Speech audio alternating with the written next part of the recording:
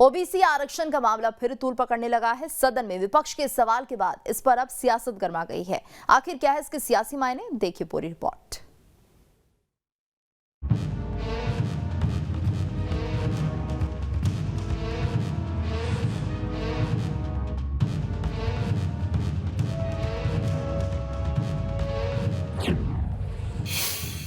OBC आरक्षण पर विपक्ष के सवाल,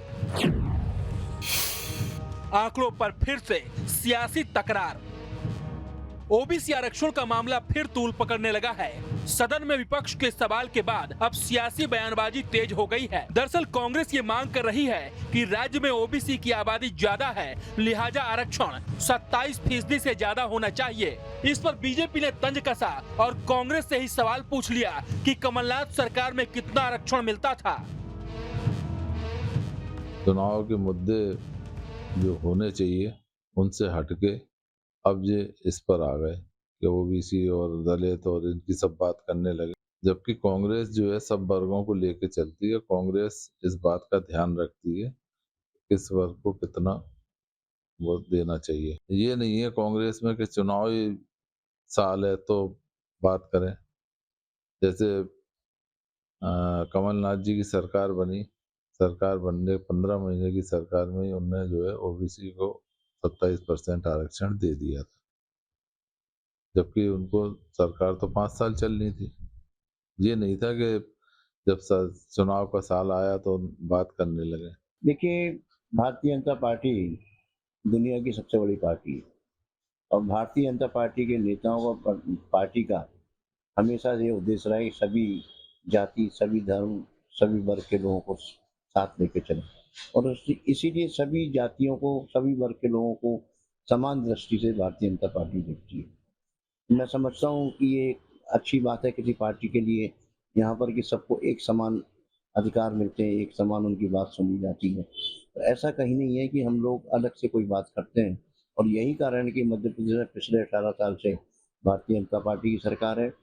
पिछले 2 दशक से जो पूरे होने जा रहे हैं, केंद्र में भारतीय जनता पार्टी की मोदी जी के नेतृत्व में सरकार काम कर रही है। राज्य में ओबीसी की आबादी 50% से ज्यादा है। माना जाता है ये जिनके साथ रहते हैं उनका पलड़ा भारी रहता है।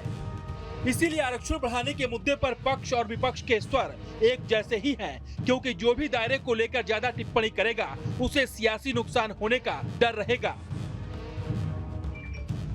ओबीसी के मामले में मध्य प्रदेश कभी भी राजनीति का केंद्र नहीं रहा है, जैसा कि यूपी और बिहार रहे हैं। लेकिन 2021 में जब सरकार ने खुद ही मध्य प्रदेश की आबादी हाई कोर्ट में 2011 का सेंसस दिखा तो 51% बता दी ओबीसी की रिजर्वेशन के मामले में, तो यहाँ के ओबीसी में कहीं ना कहीं वो चीज जाग गई। और अब मध्य प्रदेश के दोनों मुख्य राजनीतिक दल कांग्रेस और बीजेपी लगातार इस प्रयास में है कि अन्य रिजर्व कैटेगरी एससी और एसटी को साधने के साथ साथ इस वर्ग को कैसे अपने फेवर में आगामी चुनाव में लिया जाए। इसलिए कहीं ना कहीं इसी होड़ में दोनों राजनीतिक दल लगे हुए हैं।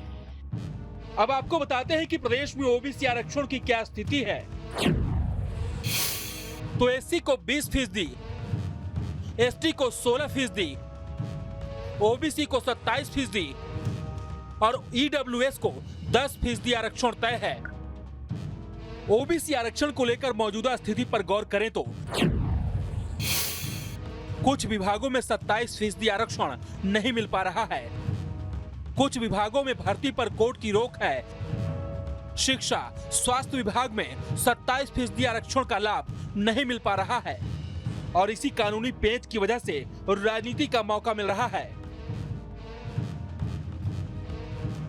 राजनीतिक दल बात तो करते हैं सभी वर्गों को साधने की, लेकिन जातीय समीकरण में वर्तमान की सियासत पिसती जा रही है। कोई ओबीसी की बात करता है, कोई एसटी एससी की, लेकिन इनके अलावा कई वर्ग ऐसे हैं जो कई सीटों पर हार जीत का फैसला करते हैं। भारतीय जनता पार्टी को चिंता इस बात की हो रही है क्योंकि वो दोबारा से मध्य प्रदेश में अपनी सरकार की वापसी चाहते हैं, इसलिए हर सीट पर ओबीसी वर्ग को साधने की कोशिश कर रहे हैं।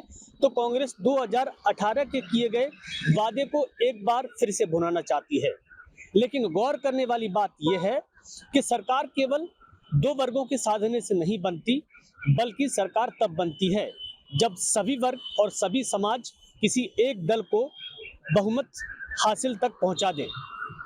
Vinod Sharma, news state. खबर तो ये है कि ओबीसी को साधने की रेस शुरू हो गई है और इसके लिए ओबीसी वर्ग के नेताओं को लगाया गया है ताकि उस वर्ग को साधने में मदद मिल सके।